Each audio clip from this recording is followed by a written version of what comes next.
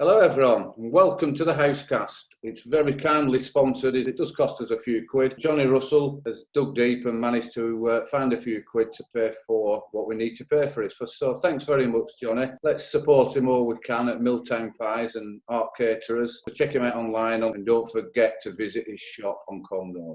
I hope everyone's keeping well out there in these extremely difficult times, and it's good to see some feedback saying that podcasts like this are helping. People are having a good laugh at it, so we'll try to keep them going. We've got quite a lot of guests lined up now, supporters, ex-professionals, players, and it's all banter. It's all a good chat and a good laugh. So I'm Jez Hope, ex-Lowerhouse player, and I'm hosting this podcast for today. With me, the other presenters, I've got Joe Martin with me and Gary Morehouse. So Joe, how's it going in the Martin household? It's all right. Every day's a bit like Groundhog Day, though, isn't it? I mean, you end up doing the same thing most days, but it's fine. You know, there's no arguments or anything like that. Mainly because I don't really speak to some of the others. No. Just to avoid any confrontation, you know. Are you and Paddy playing any cricket? Are you in the hallway or anything? Yeah. No, Paddy's learning to play the guitar quite reasonably well, to say the least. And obviously, from previous times, I used to love singing. Right. So Paddy will play some songs, and I will sing along where I can pick up the tune. Right. Is it country and western? Some bits are country and western. Some bits are like pop music. And I mean, as a classically trained singer, trying to sing the script isn't really in my repertoire, but I do my best. And also with us today is Gary Morehouse, round on the south coast. How's it going, Gaz? Grand, Jez. Grand, you? Yeah, we're doing all right. Keep picking away. Still a bit slow down here, you know how it is. Yeah, none of tourists have turned up, thankfully, yet, so they're all behaving themselves and staying away in the main. Oh, I never thought about that. I mean, there's a few issues in the lakes and areas up here, people all going up for picnics and everything, and the locals are going ape shit. But celebrate. Yeah. Made some good bread. Yeah? Yeah, made a Roman loaf. A Roman loaf? Really nice. Yeah? A Roman loaf. Yeah, fantastic.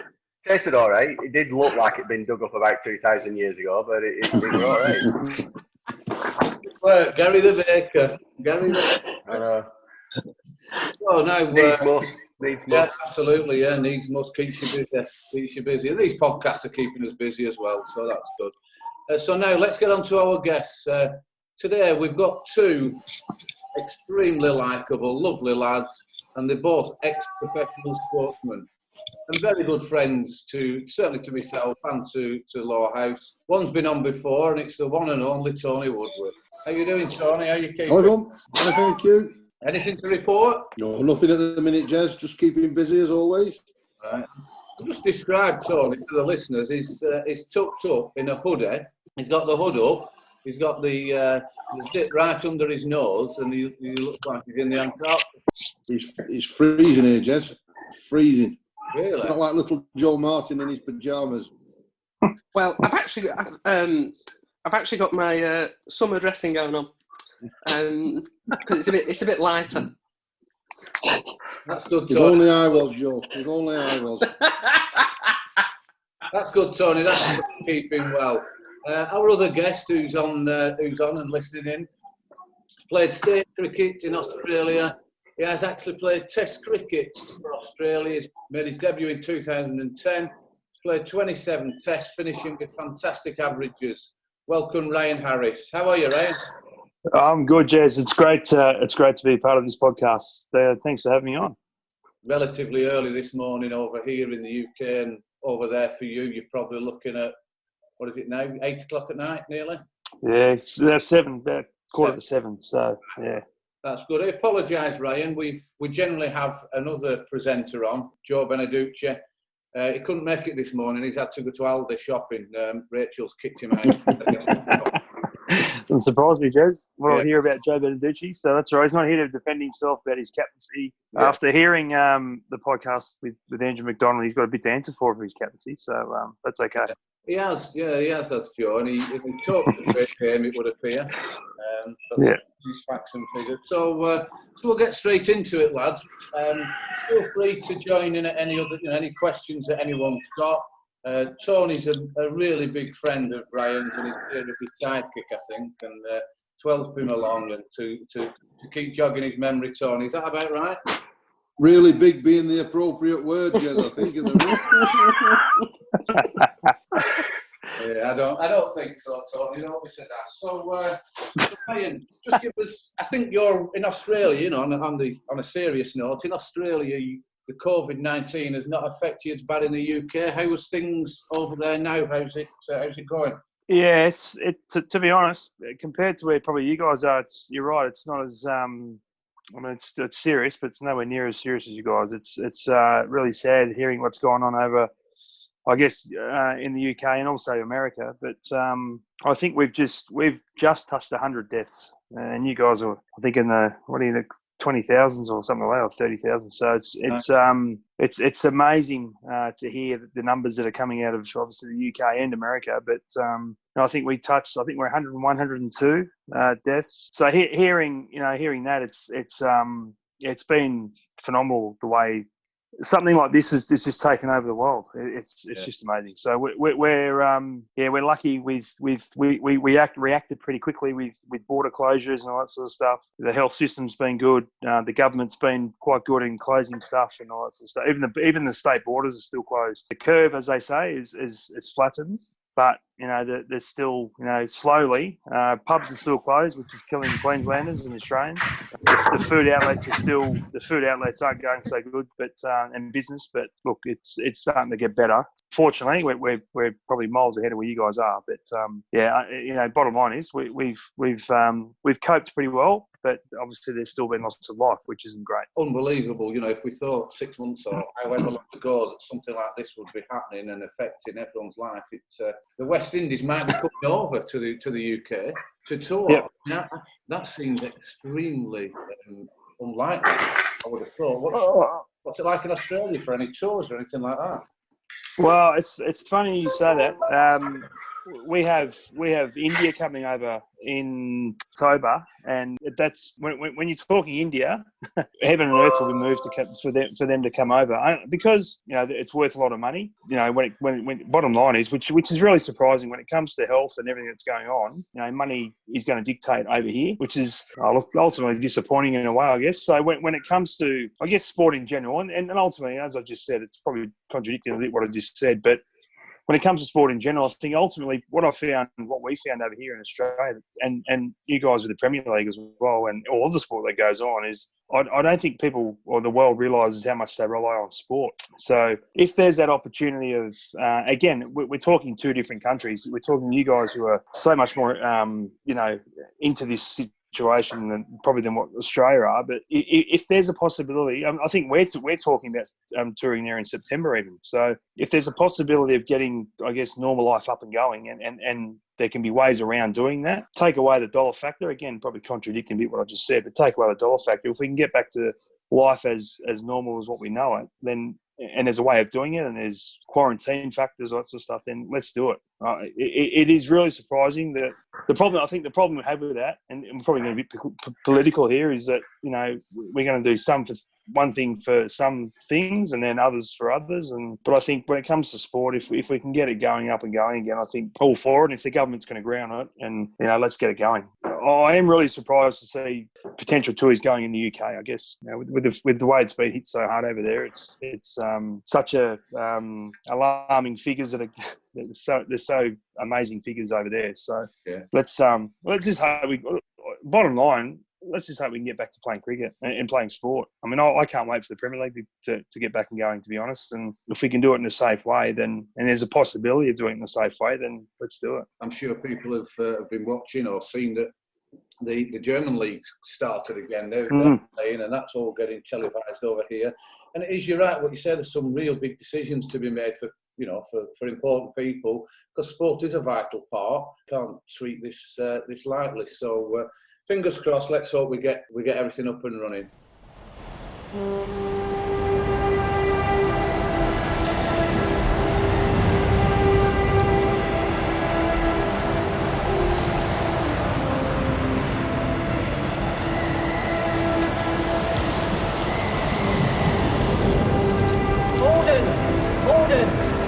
Send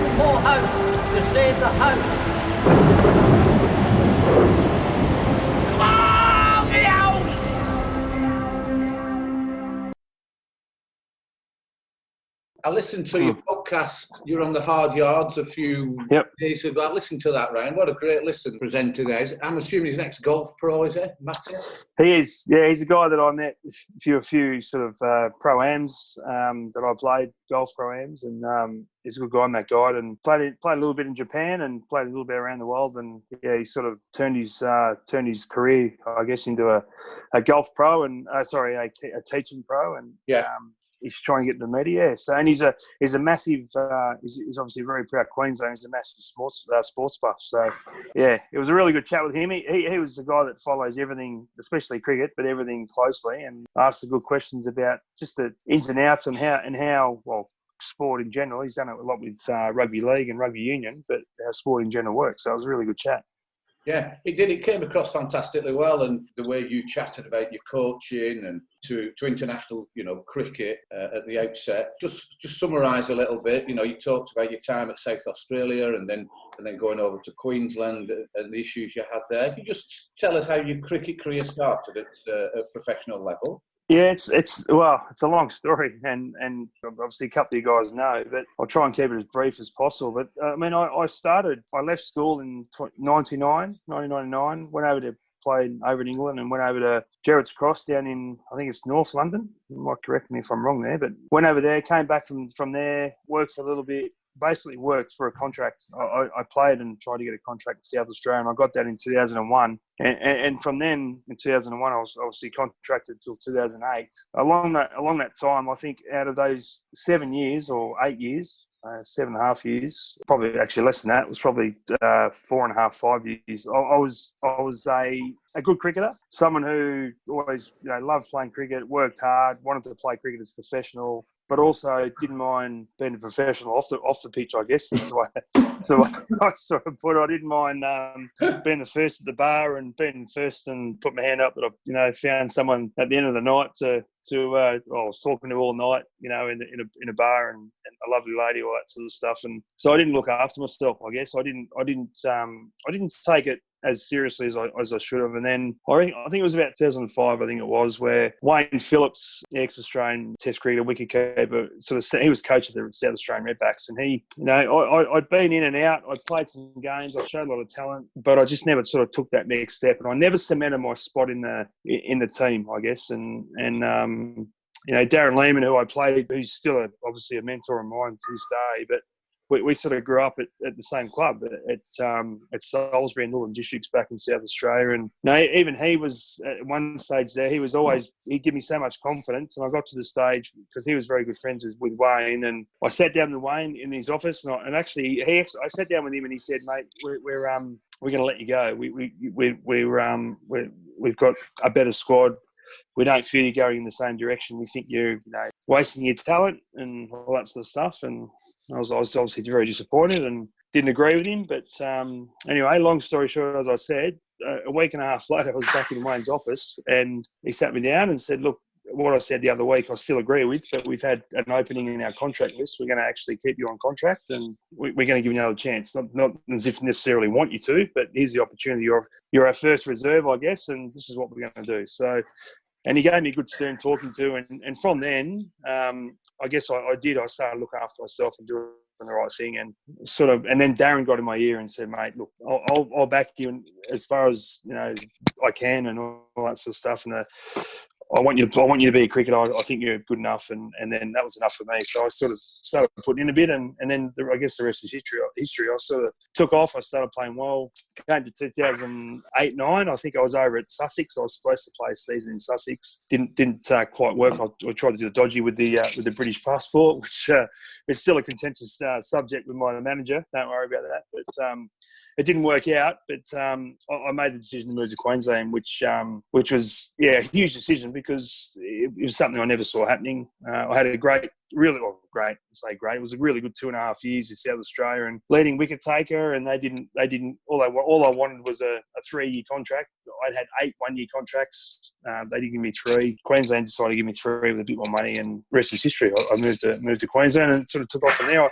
I didn't move to Queensland to play Test cricket for Australia, I moved to Queensland basically to my dream at the time was to play in the Shield final, Sheffield Shield final, and that's why I sort of moved to Queensland to do that. And the first year I moved, we actually did it. I broke my foot against South Australia. I didn't play in the final, but that was what I wanted to do. And as I said, the rest is history. I ended up playing pretty good cricket and ended up playing for Australia. So yeah, it was a huge move at the time, I guess. Yeah, I needed a change, and it felt good, and I did it. Yeah, and no regrets, I guess. Obviously no regrets of your move to Queensland, and it's really interesting how South Australia is your boyhood team. You want to stop there, but that's professional sports, isn't it? As Tony, have you? I know you've known Ryan a long time. Were you aware of that? Yeah, we, as you know, Ryan and I used to keep in contact close season. Used to, or? Yeah. And again, I think it's a story that we'll probably come on to later. But Ryan actually took us over to Old Trafford one year for a Roses match because Darren Lehman and Jason Gillespie were playing for Yorkshire. Ryan met with them and they invited Ryan back to the hotel at Worsley, which we there was, I think it was me, Jez, Nicky, Ryan, and I think was it Mark Higgs, Ryan? Yeah, it probably was. And I think this was probably at the time, Raz, when you were going through that difficult time in looking after yourself and you were only getting 1 year contracts and I know you know this, but we sat with Darren Lehman in the bar. And it was fantastic for us. But you were saying, I'm not listening to this. I listen to this shit all year round, so to speak. But Darren Lehman spoke so highly of you and your abilities, and just said, he needs to just concentrate on what he wants to do, and that's be a professional cricketer. Everything else will fall into place for him. But I remember speaking to you when you were back in South Australia, and you were ready to give it all up. Not vaguely. No, I remember having second thoughts, but I guess at the time it was more anger because I was sure we'll get to, but I don't have a lot outside of cricket at the time. I didn't know what I was going to do. I guess that was the uncertainty about that. You were talking about selling cars for your friend, and I'm saying, Ryan, you can't do that. You can't do that. Darren Lehman says this, and Darren Lehman thinks you've got it, and I mean, like you say, the rest is history in it, and you took it on board, and your passion for doner meat from Planet Pizza subsided, and I took it on for you. It's still there. I'm just going to say, it was very, very, Ryan was going through a very, very tough time with. I only picked these things up from what Ryan told us, but the contracts that he was offered were never the best contracts, and it was like correct me if I'm wrong, Raz, but he used to say it was like a step ladder. No two players were on the same salary, and basically, you were always deemed at the lower end, and you thought you perhaps should have been treated a little bit better. And that was the thing. I think I always sort of the bottom end of the contract system, and that was fine. But then when I sort of started getting better, and that was when I thought I never demanded anything more because of the way I was and the consistency that I'd probably had at times, but not enough. And then when I got to the stage where it wasn't as if the first good year I had, I went in and said I need this, I want this, and this. It was 2.5, probably 3 years of decent cricket that I went in and said, look, I think I've earned it. And to the story, Rod Marsh was the high performance manager at the time, and he was there and he said, and the board as well, who support his decisions, that no, we don't think we don't think 3 years is this or money's this, and that was fine. And then I obviously Queensland came in with this the offer that got me there, but since then, when I first it was a tour to the West Indies where Rod Marsh was a selector. I was at breakfast. It was early. We got there early. It was obviously a long trip and we were jet lagged. And I sat down. I was sitting by myself and Rod came in and said, "Can I sit?" I said, "Yeah, love to." And I wasn't sure. I mean, when he sort of came over, I was still a bit. I know he's chairman. I was chairman selector at the time, but I was a bit unsure how the relationship was because in the back of my head was the South Australian thing. And he sat down and we, got a coffee. And he actually said to me first. One of the things he said to me, he said, "Rhino, I made a mistake. I apologise." And I said, "What are you talking about, Rod? I'm here in the West Indies, mate. You picked me. I'm on the test tour, so I'm not. You haven't made a mistake." He said, "No, back in South Australia when I should have given you that 3-year deal, I made a mistake." And I was, for that to happen for me, that was, and Rod was a person I respected so much, and And even at the time, I didn't have any negatives. Well, I probably did because I didn't want to leave. But at the time, I saw the outcome of it. I saw the history of it, and that was fine. But then for him to sit down and say that was a huge thing. But I do remember that, T. I remember being at a stage where I was like, what am I going to do? And as you said, one of my good mates sold cars, and I thought he offered me that, if things go bad, he could probably come and work for me, and that was the thing. And thankfully, that didn't happen. No, that's. It is really interesting. That is there anything, Joe Martin, you want to add? Yeah, I was, as is frequent on this podcast, I'm having to let the cat through the door. Something that's become quite apparent in the lockdown to me, with sports people and someone who got to the highest level like Ryan did, was there's a lot of reward in playing professional sport and getting to the highest level. But at the same time, there's a lot of sacrifice that has to be made. And I guess when you're talking about when you're unsure about whether you're going to play or anything like that, I guess that trade-off is a really fine line between whether the reward is worth the sacrifice that you're going to get in and hard work that you put in. What I'm trying to say is a lot of sports people will go through that, and a lot of them won't make it. So I think it's even more impressive that you went through that process and then came out the other side as a stronger cricketer. It's a really good point, because I think it really depends on, I think, your attitude on where you're at the time. A lot of people would say, "Oh, no, that's bullshit. I disagree with you," and just go. And my attitude right then was, I'm going to prove you wrong. Wayne, when he sat there and spoke to me, I'm going to prove you wrong. I know without. And I don't want to sound arrogant at all, but I know I've got it in me to do well. I know I can be a good cricketer. I know I can do a job for you in the team, the squad that we had. I know I can do that for you. I probably should have known that before, but I didn't. But when it came to the time where everything's been pulled away from you and your opportunity's been pulled away from you, ripped under your feet, that's when you realise it. I wish it hadn't have taken that long for me to realise that, but it did. And when he said that, I was like, I disagree with what you're saying, but I've got an opportunity. I played at a really, really good club with great leaders, great senior players. Were helped me out all the way through to get to playing first grade cricket, to get me into the South Australian squad. And I knew I bounced a lot of information off them, a lot of talk off them. But as soon as he said that, I was like, I'm going to prove you wrong. And that was the big thing about me. And that was for me as well. The feeling I had then about that or for that was, I'm going to prove you wrong. It had told me in myself that I could do it. I love playing. I had the red cap, as we had the South Australian cap and the one-day cap, and I love playing for it, and I love playing for guys that I played with, and I wanted it more. So that was I guess, the answer to your question. You can just give up and say, well, the coach is telling you what you're wrong. Whereas if you want it so bad and you want to make a career out of it or a living out of it or whatever it is, 12 months time, I'm going to be sitting in front of you and you're going to be saying, I made a mistake. The coach has made a mistake, and you've earned your spot back. And that was sort of my mentality. And I guess from there it sort of took off.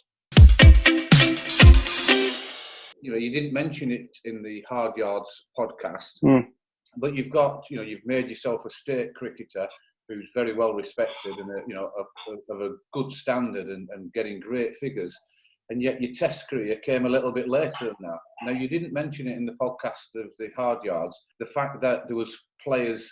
You've got Shane Warne and McGrath and these other top cricketers. There's only space for so many bowlers, and I think I can't remember who the coach was that you mentioned, and they tinkered with your bowling, worked out, weren't running in quick enough. Just talk us how that happened, how you could change because you weren't a young kid then, were you? I'm assuming your early 20s.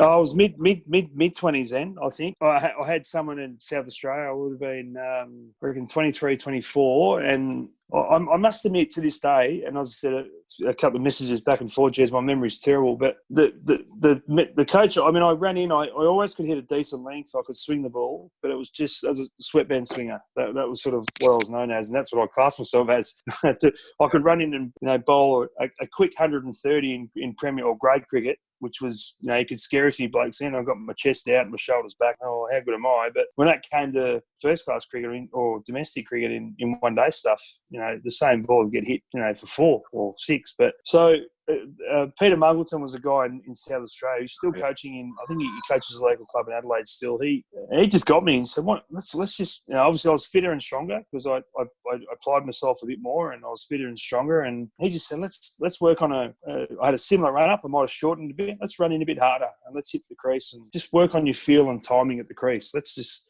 land and feel yourself explode. Don't rush it and don't try and bowl too fast. And you know what? It just clicks. It just happened. I went from probably 125, 130 to at my best. Well, I've been clocked at 155. You know, that was far. That was ridiculous. I think the clock might have been a bit higher then, but mid to low 140s, you know, high 130s, which is quick enough. And, you know, to gain 10, 15, 13, 14 Ks, it was huge. But I was still able to swing the ball and keep the seam up. And that was the thing. That's what I made a career on. Peter Munson got me doing that. And then once I moved to Brisbane, Joe Dawes, who played a lot of cricket in England with Middlesex and a lot of county cricket, he was awesome as well. With coming to Brisbane, he got me to bowl the length I needed to bowl. So bowling is short of a length, which I teach my bowlers, the guys I teach, sexy length, where the ball looks good, but the batter leaves it. It goes over the stumps, but, you know, they can't quite short of play or leave it, but it misses the stumps, you know, sexy length. Now, Joey and then Craig McDermott, as I moved into Australian stuff, taught me to hit the stumps an inch and a half below the top of off. And that was how I did it. And he did the same with Pete. Craig McDermott did the same with Pete Siddle. By doing that and learning that length, you know, keeping the seam up, and trying to swing it, or if it didn't swing, if the seam was straight, it'd move around. That was, I made a career out of that. And as I said, it wasn't Mitchell Johnson pace, it wasn't Brett Lee pace, but at times, you know, I had a few English guys. I played a lot against England, so it was great to get some feedback from those guys. But a lot of them would say, geez, you hit the bat harder than you think. And I never asked them because I never wanted to impede on them. But geez, you hit the bat quite hard. It feels like it's 150, whatever it is. And but it moves around. It's like, well, that's you know, that for me was a great bit of feedback, and obviously some pretty good players that I played against. But yeah, it wasn't. It was probably more. I just concentrated on a bit more fitness, being fitter, and trying to get a little bit stronger. To this point, to this day, I can't say I did this or I did that. I didn't make massive changes in my action. It was just probably apply myself a bit better than what I did in the past. But it worked. Yeah, clearly, yeah. You know, looking back at and you're exactly right with that. You know what you say there. You know, you've got your 6'6" bowlers that are bowling. You know, they're pitching it too far up because they're trying to hit the stumps, and it becomes a half volley sort of. Exactly.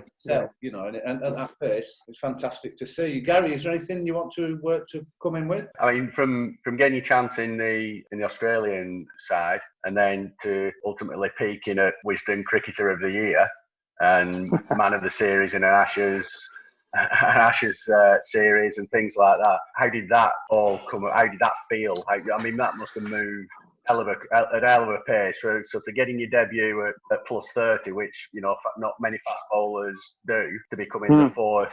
Was it only the fourth cricketer ever to take 100 Test wickets after making the debut at 30? So that must have been a hell of a period. Yeah, I'm not sure about stats. It was something similar to that. But like I said, for me, the move definitely helped up to Queensland. But I still feel the way I was bowling at the time, if I was in South Australia, it still probably would have eventuated. But I never ever thought. Yeah, the dream for me was obviously to get the baggy green. That's what we all dream of. And same as obviously the England guys. But I sort of thought if I was ever going to play for Australia, it was probably going to be one-day cricket. And growing up through that era, with McGrath, with Lee, with Bickle, Kasperwitz, probably to an extent. There were so many bowlers that were around. Yeah, I guess to get that opportunity to, you know, 2010 in New Zealand where I debuted. 2009 I debuted in one-day cricket, but then get that opportunity in 2010 to play against. I was in New Zealand and that was amazing. And then to progress on, I think 2011 I did 2011 when England won in Australia. That was a huge letdown, but obviously losing the Ashes in Australia, being the first side to do that, I broke my ankle in Melbourne in the third test, which wasn't great. But yeah, as you say, Gary, I think to go on and look back now, I don't normally do this. I was actually sitting last night. I had a couple of mates over and we were sitting back looking at a few wickets that I'd taken over the last few years on YouTube, and it brought back some really good memories. And one of those series was the England series where, as I said, I've got a pretty bad memory, but to watch them last night, to go through them, I was pretty proud just to say that I've actually done it. I've played in, you know, an Ashes series in England. Unfortunately, it should have been two. I fell over the last hurdle in 2015, but to represent the country, our country, and play in such a series as the Ashes, obviously here in Australia and obviously over in England, was huge. So yeah, it was, and obviously to perform well. You know, no Mitchell Johnson then. You know, that was a tough time. We missed him, but we had a reasonable attack still. But to be able to come out of that series and look back now and say, I was sort of a player of the series to an extent, but to take wickets and do well, that, my boy's only about to turn 5. One day, I'll show him that footage and hopefully he realises how good that is. But yeah, it's still a bit surreal, to be honest, because I never ever thought I'd play Test cricket, and that was something I never always dreamed of, but never thought I would, because the talent we had in this country, I just never thought I would. And so to look back now and see that in history books is very surreal. Even I said I don't like pumping myself up, but my auntie only a couple of years ago walked through the Lord's change rooms and saw my name on the board and texted me straight away. So that sort of stuff is very, very surreal, Doing a bit of research, I was just looking at that ball when you got Alistair Cook out first ball. That must stick in your memory as being right up there as being a fantastic moment for yourself and for the country. Yeah, exactly. And I've said it over the years that I tried to bowl that ball for 15 years, to swing it in, pitch it and swing away off the wicket. And I must have to say, I must thank a lot of people around the world in England and Australia that they repost it at least once a year. So I always take benefit of watching it, and seeing it. But that particular series, we got beat in England, and we knew that.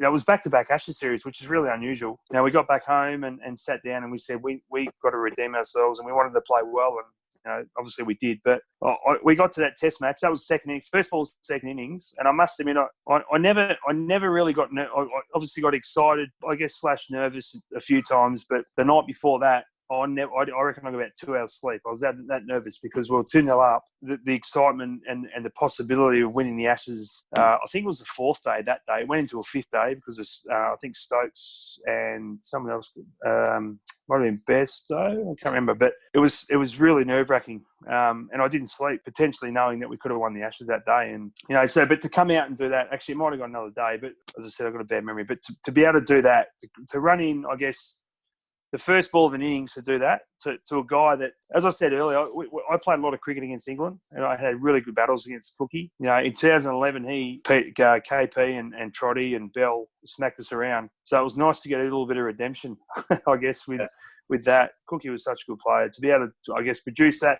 And at the time, I was really struggling with, because my body was really sore and aching, and my knee was a bit sore. I was struggling with my first couple of overs, almost to the point where to Michael, I'd say, keep the boys. I'm happy to have 2 slips instead of 3 with a brand new ball. Put them on the ring just to get my body going, because I was bowling half volleys. And I said to him, this goes. I was feeling all right, so he said, no, let's go to the normal, first over the field. And thankfully, I actually ran in halfway in. I said to myself, I'm sore. I'll stop. I should have stopped the run up, but I didn't. And I guess the rest. Yeah, I actually did. I ran in. I thought I'm not quite ready. I was a bit stiff and.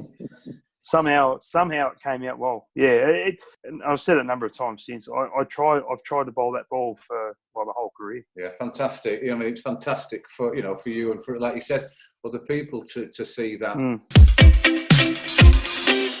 As you're aware, you listen to the Macca podcast that we did the other day. You've listened to that. It's very similar format, Ryan. Just want to talk about how you came to sign for Lowerhouse in 2003. What were the circumstances around that? I guess it was just like everyone. A lot of people or players over here that we want to go over to England and play cricket. And I actually, to be honest, I can't remember exact details of it. But the opportunity, I'd heard a lot about the Lancashire League. I did a lot, obviously, when the opportunity came up, I did a lot of research on it and saw far out the players that had been through it back there and then. So. Yeah, the opportunity for me was to get over, and for me it was more about just trying to learn a bit more of playing England. As I said, I was over in '99, which I was only 19, so I probably didn't really understand my game as much, and then wanted to get over and make the most of the opportunity to get over and play. Probably more improve my batting. That was the main thing, because I knew that obviously the research I'd done and spoke to a couple of people that the pro obviously was a really important player in the team, and. The opportunity, as I saw myself as an all-rounder, to try and bat high and obviously take as many wickets as I could to help the team out. So So I can't remember the correspondence we have, but the opportunity to get over and do it was a no-brainer. And obviously got there, and 2003 was when I went home early, wasn't it? I think that was the first season. So injury, which was my middle name, unfortunately, when people say my name sometimes. But, I had osteitis pubis, which was obviously a groin injury before coming over. But I sort of managed it. And that was the reason I thought I could continue to come over and do it. We got there, and my partner at the time and it was all fine. And then I started to get sore. But the thing about it, the great thing about the club, which we'll get to, was that I got put onto a great physio that kept me going and told me what to do. And unfortunately, I got on to I think 10 games, and then sort of had to go home because it got to the point where it felt like osteitis pubis, that those that have felt it or had it, it felt like the pelvis was going to burst through the skin. It was so painful. But I tried as hard as I could to keep going, but unfortunately, it wasn't to be. So, I guess the rest is history. But going on, again, you're probably going to touch on it, Jez. But going on from last night, the thing for me, the drive for me was when leaving. When I did after a short amount of time, which I felt at the time was letting the club down. It was the drive of reading the history of Lowerhouse and then not winning a cup or a championship. That was the drive for me to come back. And unfortunately, listen to Macca last night. He got in before me. He did it, which was fantastic. But he did it. He beat me to it. Joe Beneducci was saying it was all fluke and all these amateurs just it's a lot of bollocks. It was that side was ready. The amateurs at the time when Macca came over were ready for winning things. And you look at the amount of players that played in 2003.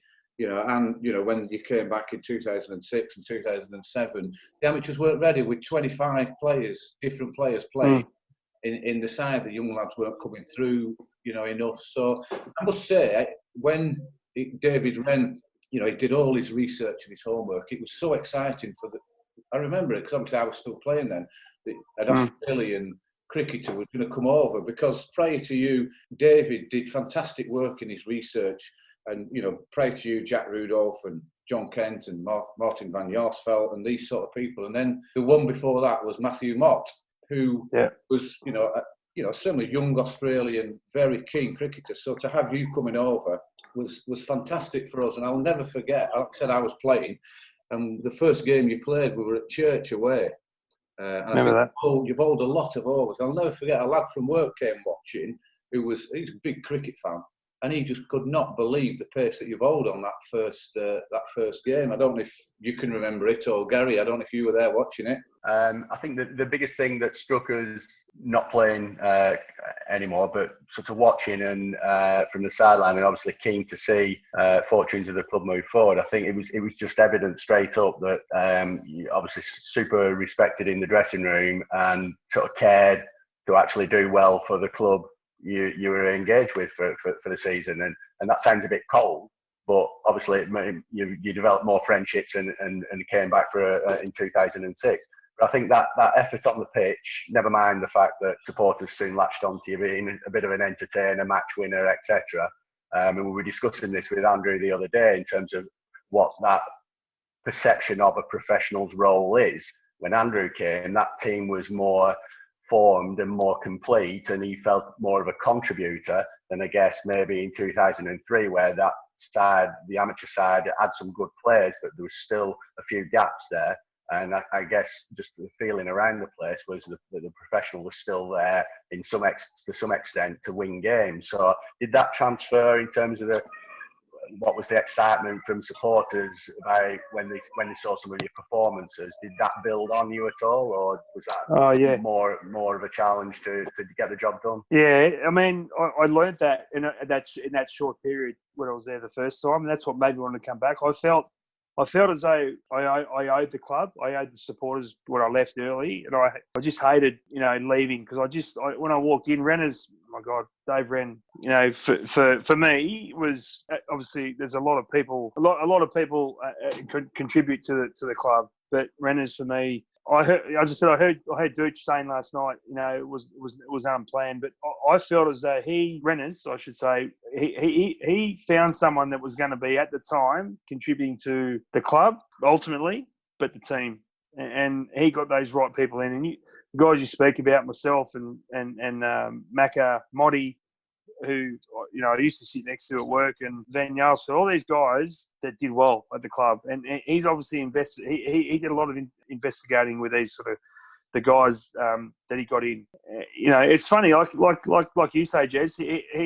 He sort of dismissed it a bit last night, Dooch, but Macca was right where the way you see it, the way we saw it, the way he saw it, the way Macca saw it, and the way I understood it was that not that yes, it's amateur cricket, but yes. Also, you look about it was almost like Renners and the people around Renners and the people in the club were building a club, because the people that were there that would all would do certain roles, and that was the way you build success. And from an outsider now, that was the way we won flags. We won. We at Lowerhouse that we won flags, and the feeling in the club, that was the thing. The passion to play for the club was there, and that was why I had to come back after 2003 to try and do that. 2005 I was supposed to come back, and that was the year we won it. And I was filthy when I wasn't there, obviously, but I came back the year after. But it was a club that it is a club that if I could tomorrow, I'd come and play back. I'd come and play this season. I'd love to be back there.